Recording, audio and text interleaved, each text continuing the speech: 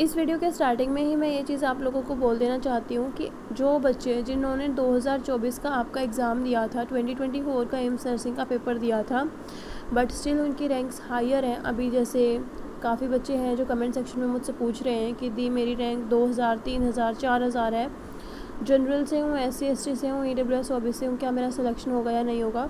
तो ओबियसली मैंने guide already उनको कर दिया है कि भाई हाँ, जनरल कैटेगरी है और तुम्हें 2000 रैंक से ऊपर रैंक है तो तुम्हें वेट करना नहीं चाहिए, बिकॉज चांसेस बहुत कम है कि 2000 से ऊपर जाएगी, ठीक है। और मतलब 2100-2200 तक है तो you can wait for the counselling and बाकी प्रोसीजर। आप थोड़ा सा वेट कर सकते हो, क्या पता आपको सेकेंड राउंड तक मिल जाए, ठीक है। 2100-2200 जितनी रैंक आपकी है जनरल कैटेगरी से।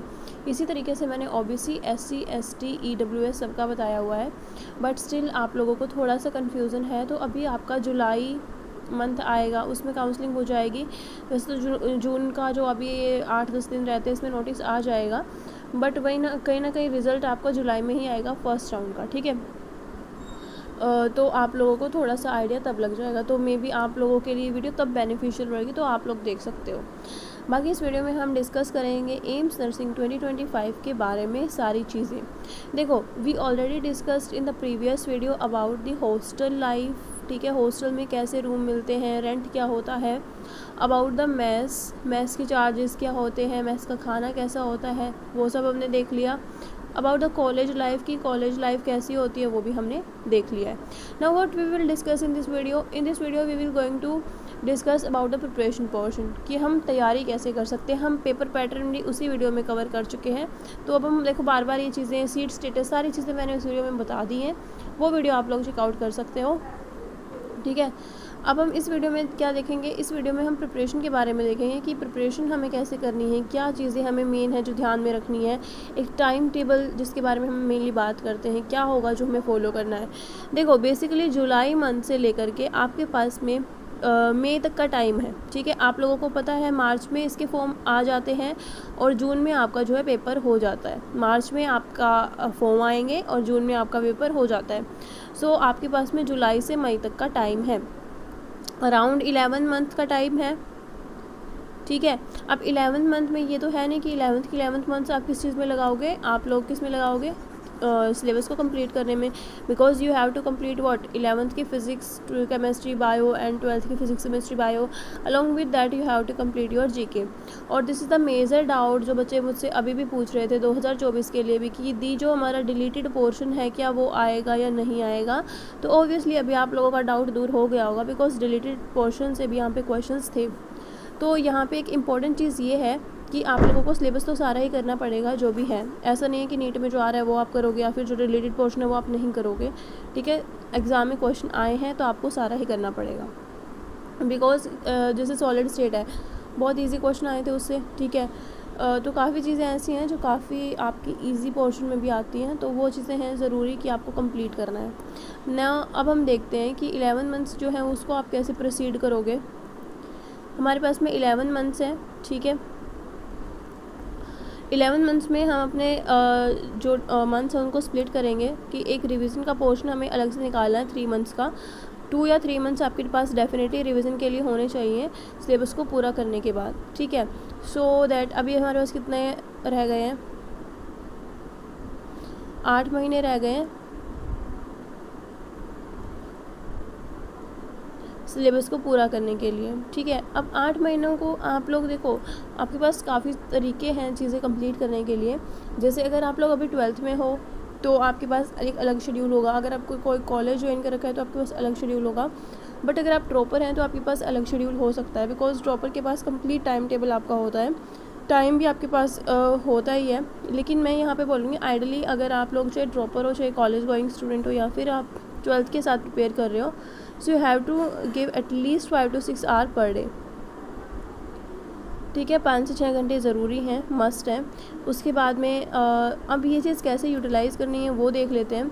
जैसे मैंने बताया PCB दोनों ही आएंगी, 11th-12th की और कंप्लीट ही आएंगी। तो यहाँ पे आपको चलना किस तरीके से है, जैसे देखो मान लो आपके पास 1 मंथ है, 1 सेकेंड, आपके पास में 1 मंथ है, ठीक है।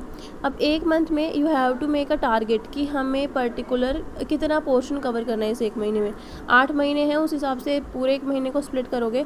लाइक तुम अभी की बार अगर देखोगे, पेपर एनालाइज करोगे तो आपको मिलेगा कि जो आपका केमिस्ट्री सेक्शन था उसमें ऑर्गेनिक पोर्शन अब की बार ज़्यादा आया था। ठीक है, ऑर्गेनिक पोर्शन ज़्यादा आया था, तो ट्राई करो कि आप ऑर्गेनिक को ही पहले कर लो। ठीक है, फर्स्ट मंथ में ऑर्गेनिक कर लो, बिकॉज काफ़ी रटाफिकेशन वाला भी पोर्शन होता है, क्योंकि यहाँ पे नेम रिएक्शन वगैरह होती है, उनको याद रखना होता है। सो ऑर्गेनिक को आप पहले करो। ठीक है, मान लो इस मंथ में तुम्हारा टारगेट मेनली क्या है, ऑर्गेनिक को अच्छे से करना है। ठीक है, अलोंग विद दैट बायो में तुम अपने 5-6 चैप्टर ले लो। ठीक है, 5-6 चैप्टर कोई भी ले लो। अब तुम्हारे ऊपर है, तुम्हें सीक्वेंस में चलना है या तुम्हें ये चीज़ करनी है कि नहीं मेरे को ना पहले वो चैप्टर करने हैं जो लास्ट ईयर मैंने तैयारी की थी बट वो चीज़ मेरी रह गई थी, मैं पढ़ ही नहीं पाई या मेरे वीक थे, वो कर सकते हो। अगर आप फ्रेशली प्रिपेयर कर रहे हो तो आप लोग अपने हिसाब से सीक्वेंस में चल लो, या फिर आप लोग आपने जो पढ़ा होगा चैप्टर 11-12 में तो आपको मुश्किल हार्ड लगा होगा, तो उस हिसाब से आप कर सकते हो। एंड इसी तरीके से आपको कितने 5 चैप्टर अपने फिज़िक्स के लेने हैं। ठीक है, यहाँ पे एक इम्पॉर्टेंट चीज़ है, आप लोगों को एक चीज़ ये लेके के चलनी है यहाँ पे कि आप लोगों को स्टार्टिंग से ही, मैं यहाँ पे फ़िज़िक्स में बोलूँगी ये चीज़, फ़िज़िक्स में स्टार्टिंग से ही तुम लोग क्या करना शुरू कर दो, इंपॉर्टेंट चैप्टर करना शुरू कर दो। ये नहीं कि तुम्हें सारा सिलेबस करना है, because at the end of the आपकी जर्नी आपको क्या है, इंपॉर्टेंट चैप्टर ही आप एंड में करोगे। ठीक है, ये मुझे भी पता है और आपको भी पता है। सो ट्राई करो कि आप जैसे मान लो एग्जांपल 40 चैप्टर हैं फिज़िक्स के, 40 में से आपको पता है कि 30 चैप्टर ही इंपॉर्टेंट है, तो इन 30 को टारगेट करो। जो 10 चैप्टर हैं जो अननेसेसरी हैं, मतलब रेयर क्वेश्चन आते हैं या फिर बहुत हार्ड हैं या कॉन्सेप्ट वहाँ के हार्ड आते हैं, तो उनको छोड़ दो। ठीक है, कोशिश करो कि इन 30 चैप्टर को ही अच्छे से करो, क्योंकि देखो एंड में क्या होता है, अगर आप लोगों के पास में 30 क्वेश्चन है फिज़िक्स के, आपको 20-21 क्वेश्चन ही सोल्व करने हैं। ठीक है, सारे क्वेश्चन आप नहीं कर सकते हो अगर आप पूरा सिलेबस करके जाओगे, बट ये 20-21 क्वेश्चन आपको ऐसे होने चाहिए कि हाँ आप सोल्व कर लो। जैसे एक और चीज़ मैं बोलूँ, मैंने आप लोगों की एंड ऑफ द आपके एग्ज़ाम लास्ट 15-20 दिनों में मैंने आप लोगों को फ़िज़िक्स की सीरीज़ प्रोवाइड करी थी यूट्यूब पे। ठीक है, उस सीरीज़ में आई थिंक 13 लेक्चर थे या 12 लेक्चर थे, एक्यूरेट ध्यान नहीं है, बट हाँ उनसे अभी वो लेक्चर अभी भी अवेलेबल हैं। आप लोगों ने अगर एग्ज़ाम दिया होगा तो आप लोगों को भी ये क्वेश्चंस याद होंगे, थोड़े बहुत मेमोराइज होंगे, या इवन यूट्यूब पे भी अवेलेबल होते हैं प्रीवियस ईयर क्वेश्चन सॉल्यूशन के तौर पे। तो आप वहाँ से क्वेश्चन मैच करोगे तो आपको इन्हीं 3 लेक्चर से 13 से 14 क्वेश्चन मिल जाएंगे। ठीक है, सो ये चीज़ एक बहुत बड़ी है कि आप लोगों को जो चीज़ आप एंड में करते हो कि एंड में ये लेक्चर कर इतने क्वेश्चन आ गए, वो चीज़ आप स्टार्टिंग से ही करना शुरू कर दो, ताकि आपके जो क्वेश्चंस की प्रोबेबिलिटी है वो भी बढ़ जाए और जो एक्यूरेसी है वो बढ़े। ठीक है, नेक्स्ट इसी मंथ, जैसे इस मंथ में आपने ये चीज़ें प्लान कर ली, नेक्स्ट मंथ में कोशिश करो इन चीज़ों को रिवाइज़ करने के साथ साथ आप नेक्स्ट चीज़ प्रिपेयर करो। जैसे मेन आपने ऑर्गेनिक कर ली, दैट मीन्स आपने और केमिस्ट्री का आपका 30% जो सिलेबस है वो पूरा कर लिया, बिकॉज ऑर्गेनिक आपका ऑर्गेनिक इनऑर्गेनिक और फिजिकल केमिस्ट्री 33% वेटेज कैरी करती है एक आपका पोर्शन, तो इतना आपने कर लिया है। सो इन द नेक्स्ट मंथ अगर आप इनऑर्गेनिक आधी भी करोगे along with the revision of organic chemistry, तो आप बहुत अच्छा परफॉर्म कर लोगे। ठीक है, तो मेरा जो मेन चीज़ है आप लोगों को आई थिंक सो समझ में आई होगी। अब हम ये बात कर लेते हैं कि हम हमारे कोर्स में कैसे स्टडी करवाएंगे जो स्टूडेंट्स रहेंगे उनकी, और आप लोग उस चीज़ को कैसे फॉलोअप कर सकते हो। जैसे मैंने प्लान किया ये चीज़ कि आप लोगों को जैसे एक दिन आप लोगों के पास में रहेगा फॉर द वीडियो लेक्चर्स। ठीक है, आपने एक दिन में वीडियो लेक्चर अच्छे से देखे, बट यहाँ पे मैं स्टार्टिंग करूँगी कि मैं आपको सिर्फ एक ही चैप्टर से प्रोवाइड करूँ, एक ही सब्जेक्ट से मैं प्रोवाइड करूँ, लाइक वो कंप्लीट रहेगा बट हम एक ही सब्जेक्ट लेंगे। लाइक यहाँ पे हम स्टार्टिंग में कर रहे हैं फिज़िक्स का कोई भी एक चैप्टर, अज्यूम करो तुम्हारा रोटेशनल मोशन यहाँ पे हो गया है। ठीक है, रोटेशनल मोशन का तुमने वीडियो देख लिया, आज आपने खुद उससे नोट्स बनाए जो आपका लेक्चर अवेलेबल हो रहा है, and then you will make question practice of this questions. ठीक है, नेक्स्ट डे आपको क्या मिलेंगे, क्वेश्चन प्रैक्टिस। ठीक है, वहाँ से और अपने नोट्स को रिवाइज करोगे। अगेन यहाँ पे तुम्हें कोई क्वेश्चन डाउट में लग रहा है या कॉन्सेप्ट थोड़ा सा डिफरेंट लग रहा है तो इसको नोट्स में डाल लोगे। Then on the third day यहाँ पे आपका चैप्टर वाइज टेस्ट हो रहा होगा, सो दैट आप लोगों को एक कंप्लीट एनालिसिस मिल जाएगा कि आपने जो 2 दिन में पढ़ाई करी है वो चीज़ हो पाई है या नहीं हो पाई है। So on the third day हम चैप्टर वाइज टेस्ट रखेंगे। ठीक है, अब आप सोच रहे होगे कि एक दिन में सिर्फ एक चैप्टर करना ये थोड़ा बहुत कम नहीं हो गया, बिकॉज हमारे पास इतना वास्ट सिलेबस है करने के लिए और 8 ही महीने हैं, 3 महीने तो हमारे रिवीजन के हैं। सो देखो, इन द स्टार्टिंग आप लोगों को ये लगेगा कि हमारे पास में बहुत कम चीज़ें हो रही हैं, बट इमेजिन करो जैसे तुमने आज फिज़िक्स का लेक्चर किया है, ठीक है, आज तुमने फिज़िक्स का लेक्चर किया है, नोट्स बनाए, क्वेश्चन सोल्व किए हैं, 3rd डे पे तुमने उसका टेस्ट दिया है।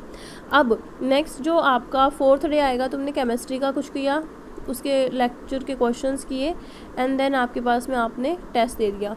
फिर ऑन द नेक्स्ट डे आप लोग क्या करोगे, बायो करोगे। ऐसे ही बायो का लेक्चर हो गया, क्वेश्चंस हो गए और बायो का टेस्ट हो गया। अब ये क्या हो गया, 3 दिन यहाँ लग गए, 3 दिन यहाँ लग गए, 3 दिन यहाँ लग गए, ऑलमोस्ट 10 दिन हो गए। यहाँ पे जो 1 दिन बचेगा आपका, उसको हम क्या करेंगे, जैसे ऑब्वियसली यहाँ पे आएगा ये दिन, क्योंकि आपका वीक में जैसे संडे है उस दिन आपका फ्री रखेंगे, सो दैट आप प्रीवियस को रिवाइज़ कर पाओ। अब आप बोलोगे यदि प्रीवियस के लिए तो इतना टाइम हम यही रिवाइज़ कर लेंगे, बट देखो जैसे आपने यहाँ पे फिज़िक्स कर ली, ये 3 दिन तो चलो ठीक है आपके हो गए, बट यहाँ जो आप केमिस्ट्री कर रहे होगे उसमें जो आपके पास में फ्री टाइम रहेगा, you can revise your this physics here, ठीक है। अब बायो करोगे, बायो जल्दी हो जाती है, तो आप इन दोनों को यहाँ पे रिवाइज़ कर लोगे, तो जो स्टार्टिंग वाला पोर्शन है आप कहीं ना कहीं उसको स्ट्रॉन्ग कर पाओगे। और स्टार्टिंग में इसी वजह से हम ऐसी चीज़ें रखेंगे जो थोड़ी में टफ लगती हैं या फिर बोरिंग लगती हैं, सो दैट आपकी वो चीज़ें पहले ही कवर हो जाएँ, क्योंकि एट द एंड आप लोग जो टफ़ चीज़ें हैं वो नहीं कर पाते हो। ईजी चीज़ें हम कर लेते हैं बट टफ़ चीज़ें नहीं हो पाती हैं। अब ये चीज़ भी हो गई। सपोज करो 1 महीना हमारा हो गया है, 1 महीने में जितने चैप्टर हुए या जितनी भी चीज़ें हुई, उस दिन आपको जब नेक्स्ट डे आपका स्टार्ट हो रहा होगा, आप उस पर्टिकुलर टाइम में, जैसे अब हमें एक ही लेक्चर आज अटेंड करना है, बट मेरा 1 महीने का पूरा भी हो चुका है, तो मैं 1 महीने में जो चीज़ मेरी कवर हुई है उसमें से अगर मान लो मुझे कोई चैप्टर तब भी मुश्किल लग रहा है, तो मैं उसको फिर भी रिवाइज़ कर सकती हूँ, मेरे पास तब भी टाइम रहेगा, ठीक है। सो इस हिसाब से प्लान करेंगे चीज़ें। 1 मंथ का मैं आप लोगों के यहाँ प्लानर भी शेयर कर दूँगा, टेलीग्राम पे PDF आ जाएगी कि 1 मंथ में इतने पर्टिकुलर चैप्टर हम कवर कर रहे होंगे और इस हिसाब से, इस फ्रीक्वेंसी से हम चलेंगे, ठीक है। अच्छा, एक और इम्पॉर्टेंट चीज़ है, डेमो लेक्चर्स यहाँ पे अभी न्यू होंगे, ठीक है, जो प्रीवियस ऐप के ऊपर हैं वो अब नहीं रहेंगे। डेमो लेक्चर्स आपके नए आएंगे, पर्टिकुलर हर सब्जेक्ट के लिए आएगा, बायो के लिए भी आएगा, केमिस्ट्री में तीनों आपका इनऑर्गेनिक, ऑर्गेनिक और फिजिकल केमिस्ट्री के लिए रहेंगे, अलॉन्ग विद दैट फिजिक्स तो रहेगी ही आपकी, ठीक है। इनके आपके जो लेक्चर्स हैं, जैसे मैंने बताया आप लोगों का कि एक दिन लेक्चर, फिर क्वेश्चन बैंक एंड देन आपका चैप्टर वाइज टेस्ट, ऐसे ही आप लोगों को जैसे यूट्यूब की प्लेलिस्ट में एक डेमो का सेक्शन आपको मिल जाएगा, वहाँ पे आपको एक लेक्चर मिलेगा बायो का, एंड दूसरा आपका जो वीडियो रहेगा उसमें आपको क्वेश्चन बैंक मिल जाएगा कि आप टेलीग्राम से ऐसे एक्सेस कर सकते हो इस चीज़ को, या फिर जो बच्चे इंटरेस्टेड हैं डेमो के लिए तो आप मुझे डायरेक्ट भी व्हाट्सएप पे मैसेज कर लेना, क्योंकि लेक्चर का डेमो तो आप यहीं देख लोगे, बट जो चैप्टर वाइज टेस्ट और जो क्वेश्चन बैंक का डेमो है वो आप लोगों को डेफिनेटली पर्सनली ऐप के ऊपर ही जाना पड़ेगा, तो उसके लिए नया सेक्शन बनेगा, सारी चीज़ें फ्रेशली होंगी, तो आप लोग वहाँ से क्रिएट कर सकते हो, ठीक है। और एक और चीज़ देखो, यूट्यूब पे हमने फ्री क्लासेस करवाई थी अभी, जब वहाँ से 10 to 15 क्वेश्चन, जो चीज़ मैंने आपकी केमिस्ट्री सेक्शन की अगर हम बात करें, क्योंकि केमिस्ट्री मैंने आप लोगों को कहाँ दी थी, सिर्फ टेलीग्राम पे दी थी, यूट्यूब पे आपके 1-2 थ्योरी लेक्चर्स मैंने करवाए थे, सो वहाँ से आपके अराउंड 10 क्वेश्चंस आए, ठीक है। मैं केमिस्ट्री का उतना श्योरली बोल नहीं सकती, बिकॉज मैंने केमिस्ट्री पे उतना फोकस दिया नहीं था, मैंने फिज़िक्स पे ध्यान रखा था, और फिज़िक्स के लेक्चर भी मैंने इसी वजह से प्रोवाइड किए थे, because one of the toughest subject हमारा फिज़िक्स ही होता है। तो जब आप फिज़िक्स की वीडियो देखोगे यूट्यूब पे, क्योंकि वो तो है ही अवेलेबल, तो आप चेकआउट कर सकते हो, मैच कर सकते हो क्वेश्चंस को, तो आपको वहाँ मिलेंगे कि आपको 15 से 17 क्वेश्चन आराम से मिल रहे हैं, ठीक है। तो वो एक खुद में बड़ी बात होती है। तो जब वो चीज़ें फ्री क्लासेस में इतनी अच्छी हो सकती हैं, डेफिनेटली कोर्स में वो और अच्छी रहेंगी, ठीक है। बाय द वे, जो बच्चे कोर्स नहीं ज्वाइन कर रहे हैं, अपनी सेल्फ स्टडी से कर सकते हो, नीट की तैयारी तुम लोग कर रहे हो उससे भी कर सकते हो, बाकी कुछ एक्स्ट्रा करने की यहाँ पे ज़रूरत होती नहीं है। एक आपका सिंपल पाथवे होता है, बस अपने जो लेक्चर्स हैं, तुम्हारे क्वेश्चन बैंक का नोट्स है, वो अच्छे से प्रिपेयर करते रहो, तुम्हारा एंड में सिलेक्शन डेफिनेटली हो जाएगा, ठीक है। और भी स्टिल तुम्हारा कोई डाउट या क्वेरी है, जैसे बुक बता दो स्पेसिफिक, अभी जैसे मतलब 2 साल से ऐसा हो रहा है कि आपकी बुक्स आ रही हैं, अदरवाइज़ एम्स नर्सिंग के लिए कोई बुक अवेलेबल थी नहीं, ठीक है, एज सच। तो मैंने काफ़ी बच्चों ने अभी 2024 के लिए भी पूछा था कि दी मैं ये बुक कर रही हूँ तो इट्स इनफ और नॉट, तो वो बुक ऑब्वियसली नहीं हमने ओपन करके देखी है, बिकॉज वो अभी रिलीज़ हुई हैं। तो आप कोशिश करो कि NCERT बेस्ड आप चीज़ें करो, ठीक है, या फिर NCERT के क्वेश्चन कर सकते हो, उसमें जो आपके सॉल्यूशंस होते हैं, सॉल्यूशन के साथ जो आपकी क्वेश्चंस होते हैं वो आप कर सकते हो। बहुत सारी चीज़ें हैं करने के लिए। नीट पे यूट्यूब पे भी काफ़ी सारा कंटेंट अवेलेबल है जो कि आप कर सकते हो। बट हाँ, स्पेसिफिकली एक होता है प्रॉपर पैटर्न के ऊपर बेस्ड चीज़ें कर रहे हो तो आप कोर्स ज्वाइन कर सकते हो। डेमो फ्री है, डेमो आप ज्वाइन कर सकते हो।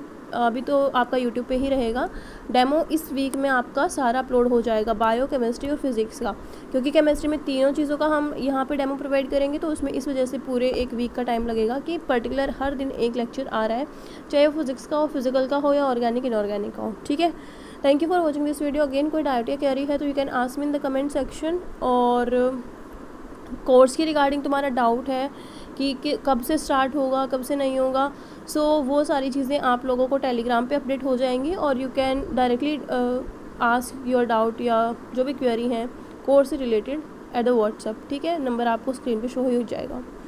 So thank you for watching this video.